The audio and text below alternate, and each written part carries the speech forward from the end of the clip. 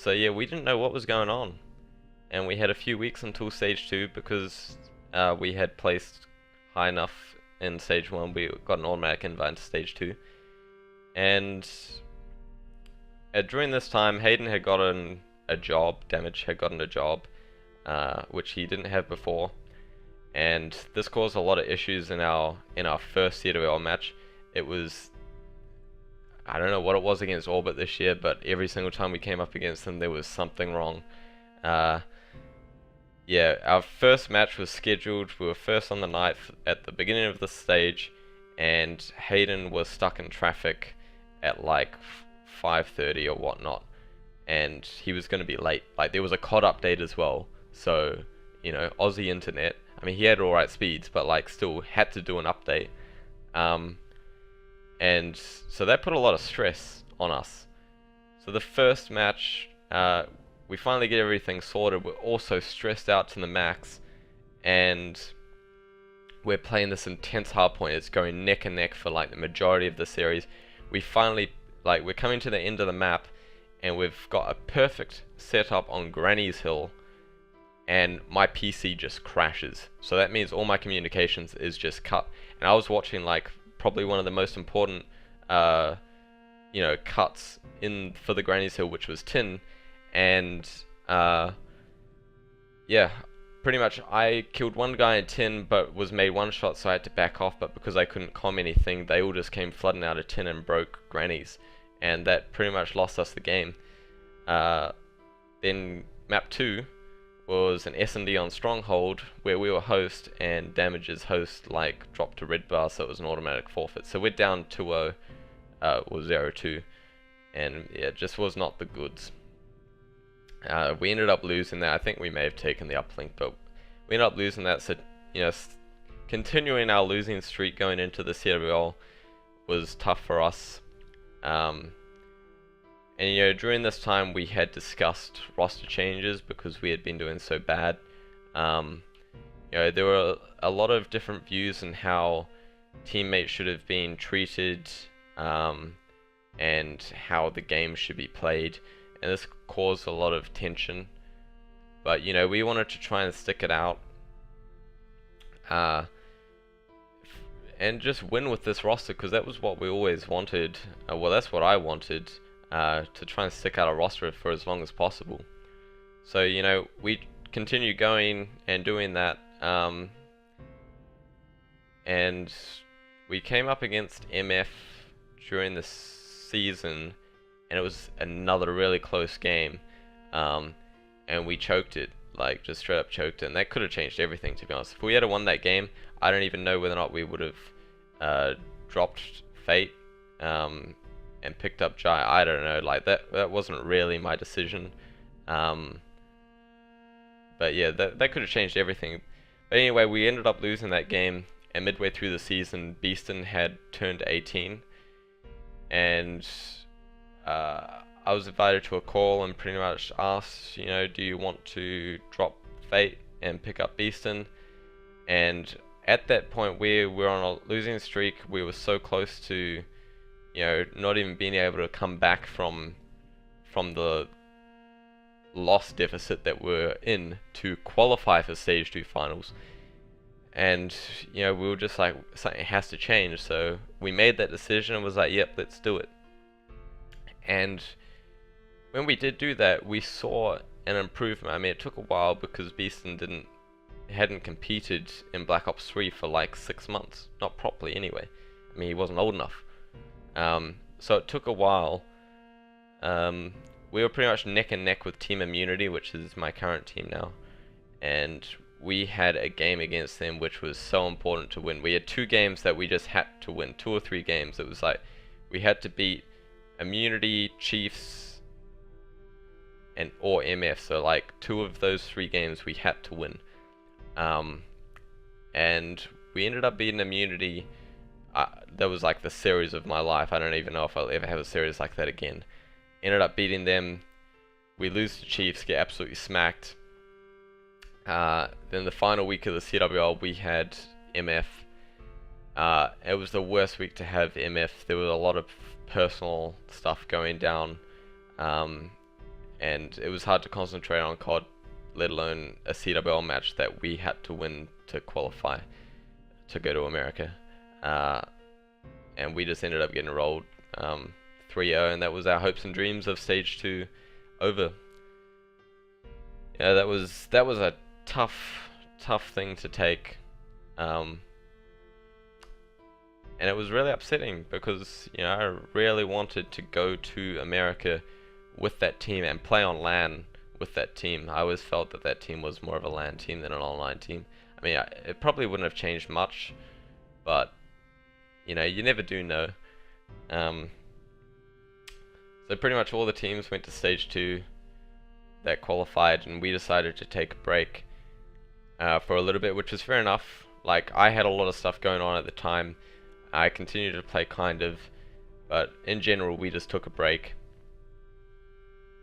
But this was the toughest part of the year by far. We had to practice for champs. Champs was coming up, and we still sucked pretty much. Like, we weren't a top 2 team, a top 3 team, and barely a top 4 team. And we weren't practicing. You know, a 2-week break would have been fine, but it came to like a full month of not playing at all. And after stage 2 had finished, all the teams had got back on the grind, and grinding for champs, and we were nowhere to be found, and that really pissed me off. Because champs was, I couldn't have cared less about any other event that I played this year as long as I qualified for champs. That was literally all I had ever cared about in my whole entire career of playing Call of Duty, was get into champs. And because we weren't practicing, yeah, that annoyed me. I had the decision, or had the offer, to join Team Immunity, and I got this like a week before champs qualifies, a week or 2 before champs qualifies.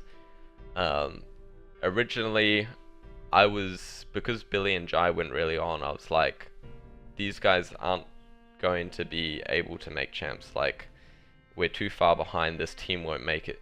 I spoke with Hayden, wanting to at least try and work something out with him to bring him with me to Immunity. I mean, I didn't even know who it was going to be for. And he pretty much said that he wanted to see how it worked out. They'll probably get on the grind soon, he promised me. He was like, I'm sure they will soon. I waited it out like an extra week. But by the time it came to like a week before champs, we had scrimmed like 2 nights in 40 days, which was just ridiculous. So I had made the decision to join Team Immunity. I had scrimmed with them prior, and I knew that we were a good team. We just clicked. So, but that was the toughest decision that I had ever made, and you know, it sucked. You know, having to tell the people that really picked me up in this year and like boosted me to the player that I am today. They taught me so much, to then sort of have to be like, I'm gonna leave you guys. Like, it was something that I definitely did not want to do, but I just did not see us qualifying for champs, and that was like the most important thing to me. I would have loved to qualify for champs with that squad, and if we had played more, then I probably wouldn't have left, but that's just how it was. But yeah, new team after like 8 months. It was interesting by far. You know, we had a week, a new team had a week to practice against my old team and Chiefs to qualify for champs, and not even that actually, because they were just getting back from stage 2 finals, so we only had 3 days or so to practice. We had Wednesday night, Thursday night, Friday night. We had 3 days, and somehow we just managed to pretty much breeze through champs qualifiers. You know, we came up against the old TM team, and they won the first hardpoint map, and it was like, God, what is happening? But we managed to take out the other 3, and we had to beat the Chiefs, which I hadn't done for months, and I really rated that team. And we ended up taking them out 3-1 as well, and that qualified us for champs. And that was such a good feeling. Like, months of stress was just lifted off of our shoulders. And that's when the champs grind begun. You know, we all wanted to do well at champs. I had really high expectations, but you know, that's just who I am. You know, you ask me to aim somewhere, and I ask how high. So yeah, but we all agreed that we at least want to make it out of pools. That was the goal. So you know, we practiced as hard as we possibly could to do that.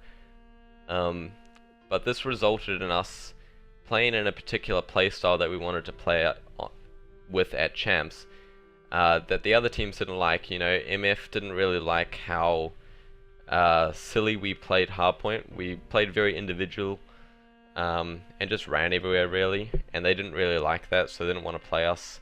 Then Orbit, we'd use certain things, like we'd use the Man of War, RC cars, and they're like, we don't want to scrim with this. And it caused a lot of arguments, like not in the team, but just with us against them. So we really only had the Chiefs to play against. So that made scrimming difficult. But we had a boot camp, thanks to Tainted Minds and Lenovo for setting that up for us. We had a boot camp which enabled us to have like a week of making content and just warming to each other's presence and stuff like that. Because I mean, the last time that I teamed with Killer Pie and Gydra, I mean, it didn't. Oh well, Gydra, even both times, it didn't really end on the best of terms. So like reconnecting in that way, without sounding gay, reconnecting in that way was good, and I thought was beneficial, as well as the fact that I'd never really spent much time with Cody. But that was good, and you know, we were performing really well, and we thought we were in for a good chance at champs. Which then leads us into champs. I'm losing my voice a little bit from talking too much. Yeah, going into champs,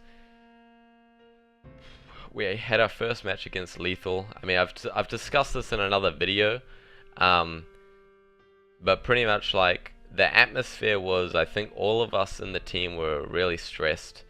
You know, there was a lot of money on the line, and we wanted to achieve certain things. So we put a lot of stress on ourselves. I had a few other personal things going on that I put myself in a really shit position going into champs.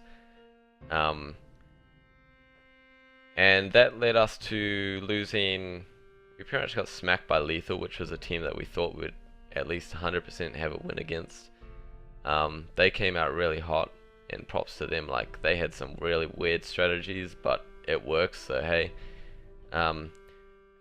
You know, we went up against TK, which was by far like the most mind-blowing series that I've played in Black Ops 3. The amount of times that we choked. I mean, Cody dropped 50 against them in a hard point and like literally won us the game. But yeah, we choked CTF and S&D as donut. So we were down 0-2, and we were fighting for our life in the last day against Infused. And pretty much we had to win that, and then another team, I don't know, had to win against like TK and Lethal. And yeah, we ended up losing that as well, choking a CTF and stuff. So we went 0-3 in our pool. We lost S&D. We didn't win a single S&D, which really sucked because we were a really strong S&D team online. And then yeah, that led to us being LF1, which once again I discussed in my video yesterday. So if you want to go check out that, you know, I won't bother explaining it again. But that's pretty much how like 2016 went down. It was a great year. It had a lot of ups and downs and all arounds. And I'm excited to see what 2017 will produce. I want to give a shout out to literally, like, I've beef with a few ex-teammates now, but I still want to give a shout out to like every single person that I team with. It was an experience for sure, and I learned a lot. Also shout out to my current teammates, and shout out to everyone that pretty much supported me. You know, like, competing is stressful, and I would, if someone was to tell me that they wanted to get into competing, I don't know if I would actually recommend it.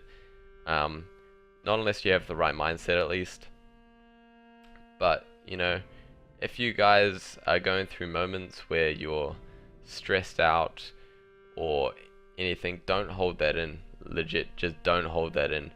And don't put up with it either. You have to be happy in what you're doing. Otherwise, it's not gonna work. You know, there are people that you can speak with, whether or not be your family, girlfriend, friends, teammates, you know, anyone.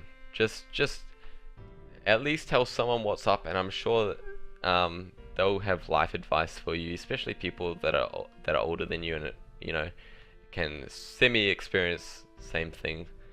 But yeah, anyway, I just wanted to do this video, pretty much to sum up how 2016 was like. So thanks for watching, guys. Please make sure you like, comment, and subscribe. Till next time, peace.